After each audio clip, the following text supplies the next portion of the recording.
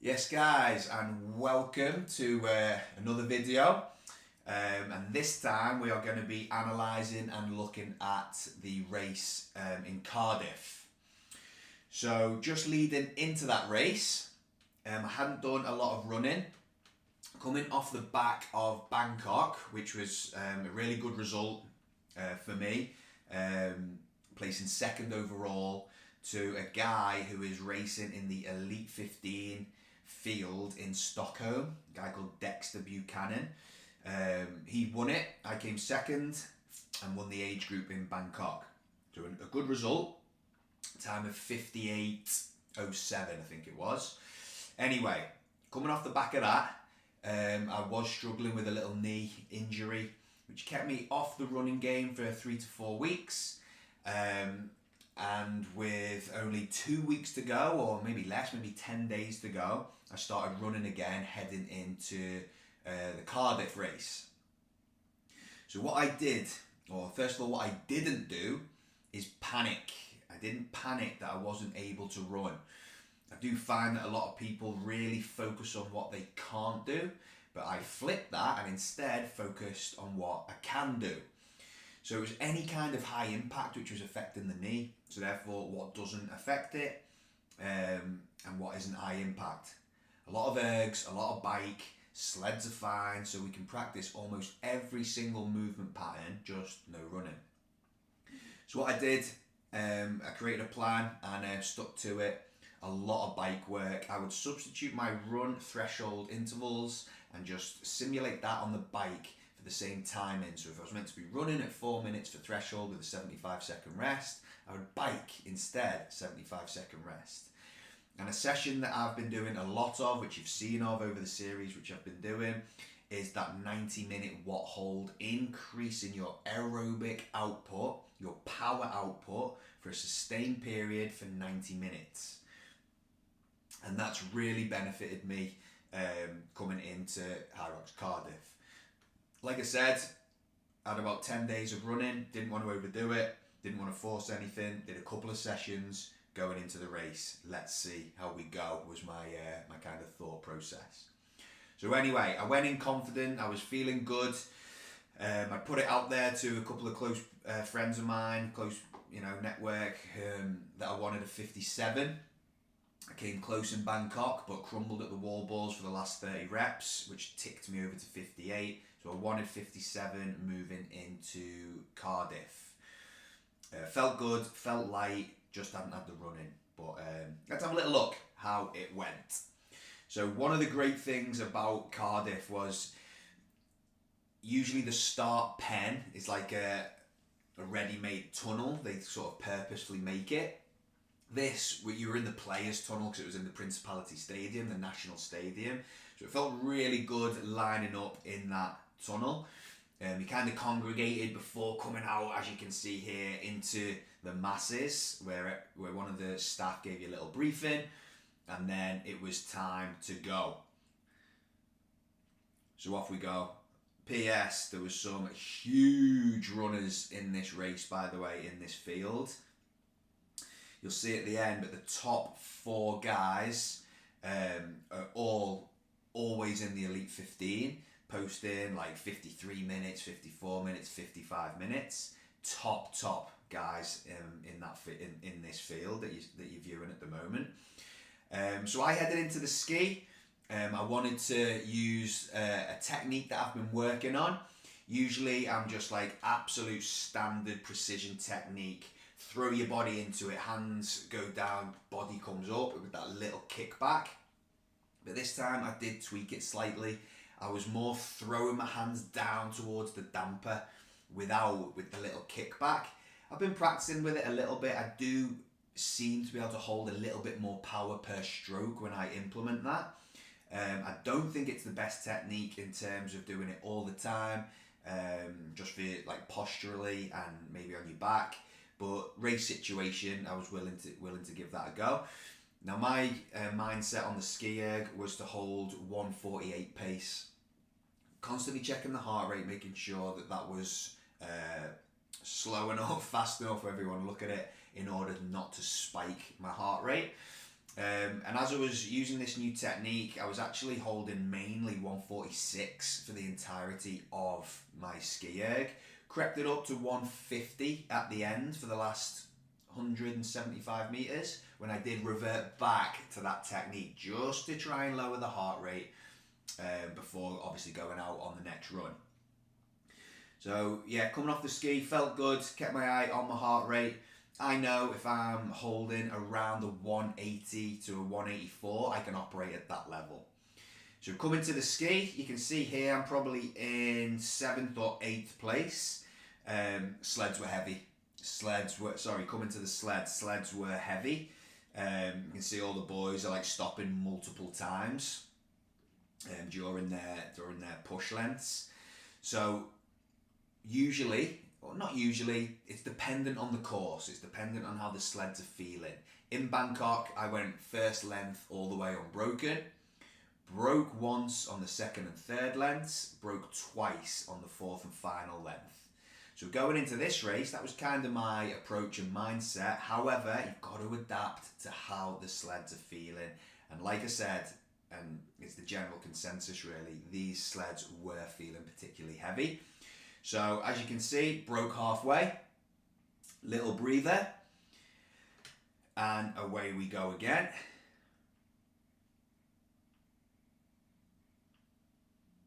A couple of deep breaths, and we go again. This is where I feel like it's so important, guys, as well, just to play the course. All right, and then we're off. So obviously after sled push, legs are feeling pretty heavy, but I do get back to some sort of running pace pretty well. You can see some of the big guns coming through there. And then there's me coming through as well. Feeling pretty good on that run. Feeling in control as we head into the sled pull. Now this is an area of the race where I have been particularly working on. I'm really dialed in with my technique. I'm really happy with it. People often say, do you drop the rope, do you keep the rope? As long as it maintains tension, you do whatever suits you. You can see how sort of calm that I'm looking though. I'm doing about 6 or 7 steps back, which keeps me well inside that box. Drop it to my right, 6 or 7 steps back, and then get it over the line. Remaining calm at all times. Now if I'm looking at my sled pull result, I managed to do this in 3 minutes and 12 seconds, which placed me 2nd overall on the day. And you can see some of the guys in this field. You've got Luke, Liam, Charlie, Jake, all top athletes. So to finish 2nd overall on the sled pull is a pretty good result. But just remaining calm all the time. It's little bouts and bursts of energy. Gather your breath before finishing it off, and we are out. Away we go. Feeling good off the sled pull. Okay, and then obviously next up we move into the burpee broad jumps. Now with the burpees, my time has always been around 245 to 250, 252 even. I've really wanted to knock time off my burpees. So I've been refining a little bit of technique, thinking about what I'm doing a little bit more. I'm pleased to say my burpees in Cardiff here were 232. So really good result for me. I can really see the progress on the burpees. And once again, that just all comes through practice, precision, managing your heart rate, getting fitter overall, so you're clearing that lactate out a little bit more efficiently. And you can see just how much the judges were on it as well. You almost get your own judge here. And then moving into the next run, again feeling pretty good, eye on the heart rate, coming in to the rower. Feel like I look pretty good there running in. And now you can see I'm up here in 5th position. So what I've done on the row, I've actually got my feet in, I've started, I'm looking around to see who's about. My niece and nephew were there, which was absolutely great. We had a whole team of ace athletes and support there, which was also great. And we also had the main man Guy, who I'm looking for at the moment. I think I clock him up in the crowd. There we go. All right, there he is. So yeah, he's been doing the filming for us for this. So my approach on the rower was to hold 1:48 pace, exactly the same as the ski erg. Now the rower takes a lot less energy relatively than the ski erg, for me, I assume for most people. So having a similar output on this erg in comparison to the ski erg is probably the right approach, I would say. And that's what worked for me in this race here. I probably, to be honest, finished at around 1:52 pace, just to settle the heart rate, just to feel in control. And my row time was 4 minutes and 1 second, which put me in 9th position overall. All right, and then we are out. So a little bit different in Cardiff was the farmer's carry. The farmer's carry was on the other side of the rock zone. So you had to sort of make your way across the running track, enter a separate zone for the carry. And the timings were a little bit skewed on this station for a lot of people, because as you've gone into the farmer's carry, you your time chip or your chip time actually activates when you're in that farmer's carry zone. Usually the kettlebells are placed outside of the farmer's carry zone. You pick them up and then you move in through the arch, which activates your chip time. This time you ran through the arch, which activates your chip time for that zone. The kettlebells were away from the start of the farmer's carry loop, so you had to go and pick them up and then get to the loop, which was 2 laps, which is standard is these days. Pop them back and then make your way out of the farmer's carry arch. So again, my farmer's carry time usually is around that 1:30, 1:32 mark. Again, I'd love to get a good 5 to 10 seconds off that going forwards. But this time it was up at 1:56, and that is because of that little transition bit like I've just been explaining.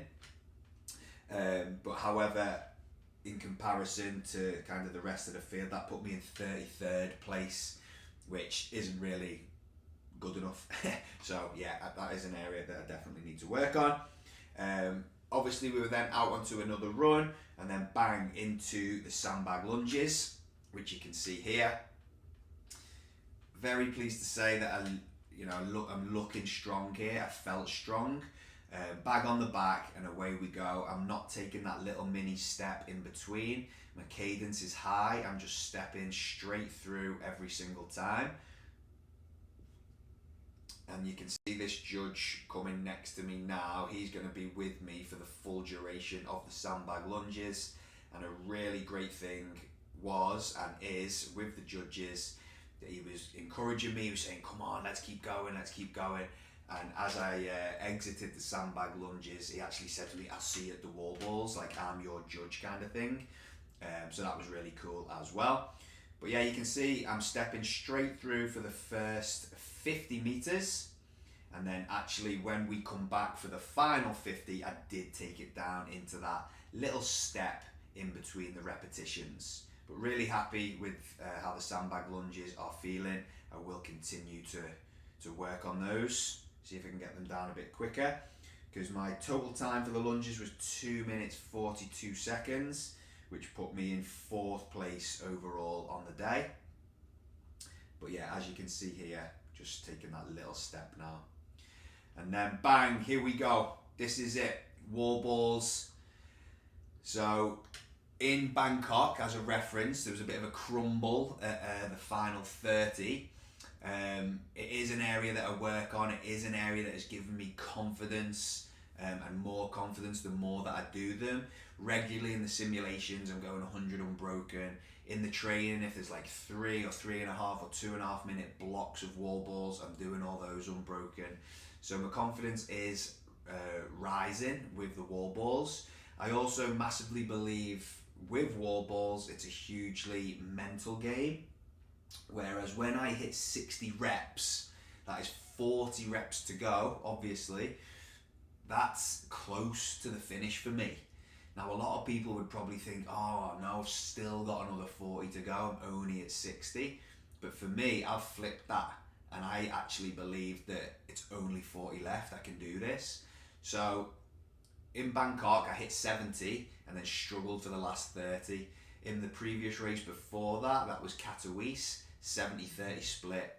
It seems to be a habit I'm getting into. I need to break that habit because ideally we're going 100 all the way. And then coming into here, I thought, right, let's get to the 100 non-stop. But as you'll see, I am 30 reps behind the guy to the right of me. I'm only 2 or 3 reps to the guy of the left of me. So it's going to be tight. So I'm maintaining cadence here because to the guy to the right is still 30, but I'm advancing a little bit because the guy to the left is starting to struggle a little bit. And as you can see from this clip, when I'm on 86, he's actually dropped the ball. So what this little clip didn't show was me breaking at 70 reps. I did take that 70-30 split. So hit the 70, took the break, and then finishing with a final 30. So I've got 14 reps to go here, and as you will see, I really start to struggle for the last 5 or 6 repetitions, and I'm actually doing a little hop off the ground now for the final few, just to make sure that I get that 70-30 split, and we're gone. So wall balls, for me, the time in Cardiff was 3:32, so a very, very, very solid time, and that put me in 3rd overall on the day. And yeah, as we see, cross the line, little high five to the boys, and you can see there my time of 57 and 17 seconds, which for me is absolutely unbelievable, absolutely brilliant. It is a huge PB. My previous bet, I'm just having a little dance before, getting in with the lads. Like I said at the beginning, these guys here, all 4 of them are the best of the best. They are the elites. And let it be said that they're all around 15 years younger than me as well. I'm like rocking it for the over 40s, which is great, absolutely great. And to be mixing it with these guys was absolutely brilliant. So yeah, I'm absolutely delighted, chuffed. 57.17. My previous best to that was 57.48, and that was done over a year ago now in Copenhagen. So to hit 57.17, I said I wanted 57. I didn't actually think a low 57 was on the cards. So to get that is absolutely fab. And here we go, claiming the flag. You can see the competition in my age group there. It's quite far ahead of those guys. They've still done solid times, by the way. So yeah, that is that. So that flag there was my 12th first in my age group in all the races that I've done. It was my 29th race. Obviously that's a mixture of open solo, open doubles, pro solo, pro doubles, relays, mixed doubles. So 29 in total, with that being my 12th pro first place, which is absolutely fab. But everything that we are doing, everything that we did in this race here is all leading towards Stockholm. Now that's the main focus now. Cardiff is out the way. I had Katowice, Bangkok and Cardiff to see progress, to practice things, with the ultimate goal going to defend the World Championship in Stockholm, which is now just over 6 weeks away. So I'm actually feeling really good coming off the back of this race. It was brilliant because it was a morning race, which allowed me to actually get to sleep the night after the race, because usually with the nighttime races I just don't sleep at all. So it helped with the recovery process, which is great. And yeah, just keeping me on track towards Stockholm now. So going forwards, nothing's going to change. All my training is going to stay almost exactly the same. Right, I'm going to add running on top of what I've been doing. I'm going to be very, very cautious going forwards. I'm starting to believe that there doesn't need to be a huge amount of running volume to get good at HYROX. So I'm going to do my speed work. I'm going to do my interval work. There's not going to be a lot of long duration zone 2 running going on. All of that is going to be on the bike, which I've seen some really good returns from. So that's the idea going forwards. Keep all the specific conditioning going, keep the strength work going, keep my recovery protocols in place. Just keep ultra focused as we head into the World Championships in 6 weeks' time. So that is it, another video done and dusted. So as always, thank you very much for watching, and hope you enjoyed the race analysis, and I'll catch you again soon.